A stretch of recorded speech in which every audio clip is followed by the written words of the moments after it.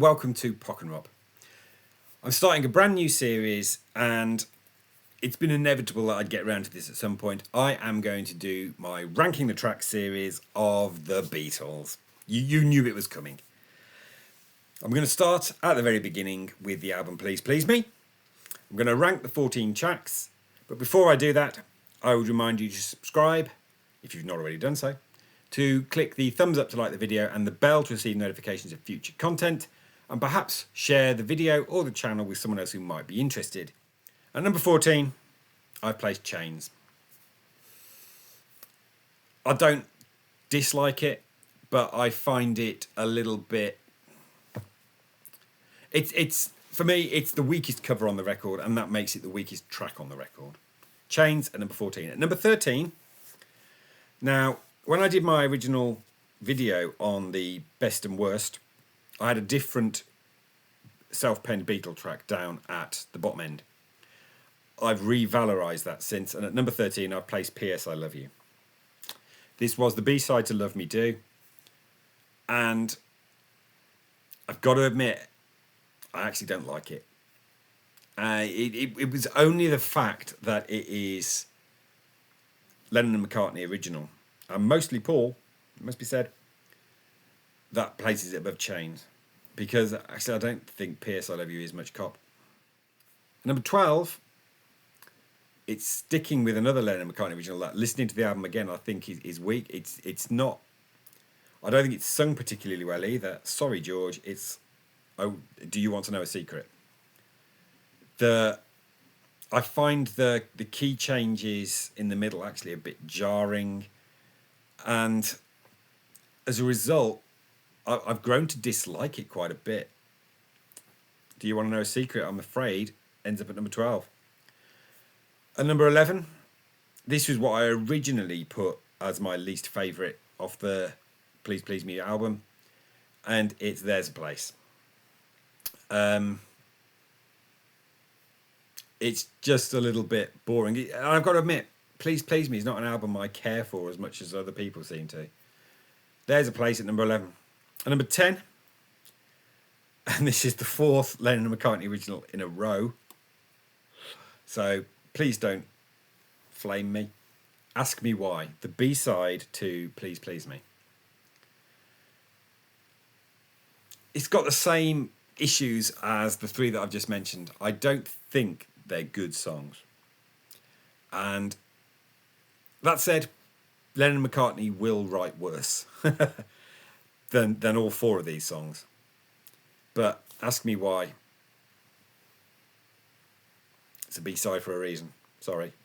At number 9, I have placed Boys. So this is Ringo's moment on the record. It's fun, it's frenetic.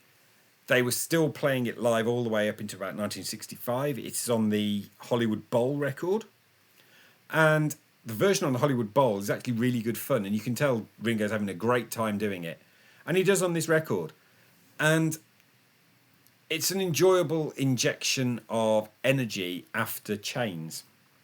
So, Boys, we're starting to get into the good stuff, really, in my opinion, with Boys, and it's at number 9. At number 8, Anna, Go to Him.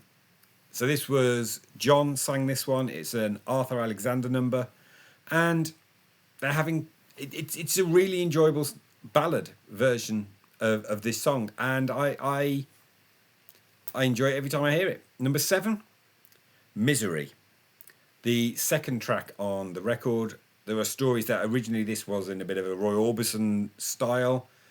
George Martin came in and said, why don't you just do it a little bit straighter? And it's an early, I wouldn't call it a Beatle classic, but it's a top draw song. At number 6, I have placed Taste of Honey. Now, if you've watched the Life of Darius videos, which are really good fun reaction videos, he's been going through and listening to the Beatles albums for the first time. He has a bit of a go at Taste of Honey as being out of place, but I think it's really enjoyable. I love Paul's vocals on it, and I think the harmonies really excel on this track. And I think it's one of the better things on side 2 of the record. Taste of Honey at number 6. Number 5, Love Me Do. It's simple, it's basic, yes. They were going to go on and write much better singles in the next 7 years, but Love Me Do earns its place because it's so important for their first ever single. And it's Love Me Do, for crying out loud. And I love the fact as well, aside of this, that they put it as the B-side to Now and Then. It bookended their career as a result.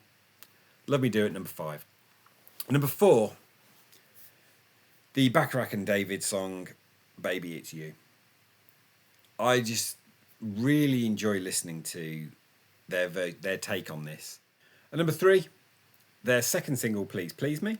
It is Please Please Me, for heaven's sake. This is missing off 1 because it didn't make the number 1 spot in either side of the Atlantic. Officially. In 3 of the charts that were published at the time, it did, but the one that's been taken as being the official chart didn't have it.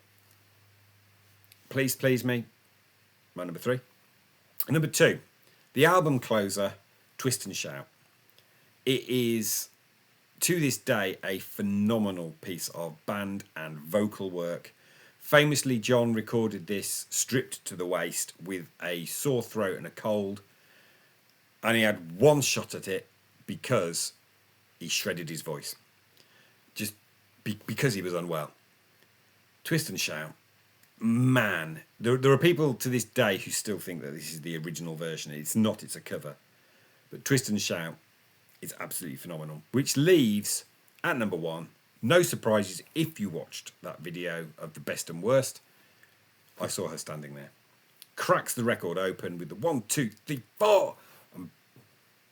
Stunning song by Paul. And I don't think the album could have opened in any other way. And given the fact that it's my favourite, it kind of means that the album is downhill after this. Until we get to Twist and Shout when it goes way back up again.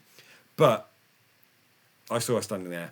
Comfortably my number 1 pick from their debut album, Please Please Me. Is your ranking different? It's bound to be. Let me know in the comments below what your ranking of the 14 tracks of Please Please Me would be. I'll be back with another video soon. But until then, I remind you to subscribe, like, and hit the bell and share. And thanks for watching.